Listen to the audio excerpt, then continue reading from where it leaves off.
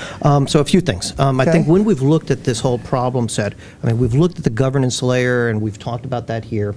We've talked about the people layer here, and we've talked about the processes as well as the technology layers. And as we've moved into this proactive environment, I think we're going to get much more confident as we've embedded and we've built in security all the way through and across all of the fabrics. It's a fascinating time, especially as we see the onslaught of new innovation coming down the pike. Right. I think we're in a great space and a great time to be in this profession. And for anyone who's involved in it, I think we all have very, very exciting times in front of us. Although, while I'm very positive, I'm still a little concerned. I think that if we ever get to that point where we believe that we're proactive enough, I think we've kind of failed.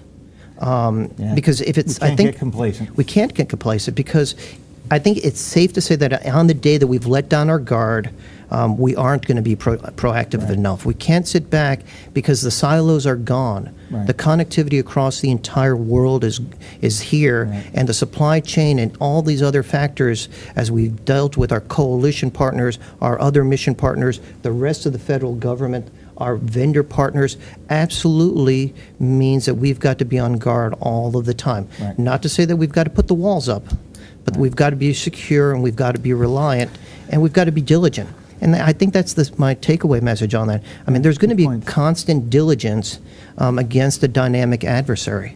And that's sort of the role that we here in this room and every one of your listeners really has to help us with, is to figure out how to be diligent against this new ever-changing dynamic threat. Right. Because if we have learned something with the terrorist attacks and things like that, that a tool, malicious code being a tool in the hands of the wrong people, will be used. Yeah. It's not like, so we need to recognize that there's always going to be threats out there looking for ways to attack. Right. Okay. And then I'll shift a little bit. Sure. The second book comes out at the end of March, beginning of April. I'm really excited about it. It's called Untangled. Okay. And what I was looking at was this idea of that we live in this media-centric, Twitter-driven world. Right. And the question is, how do we find enough distance in our lives to be able to step back from it?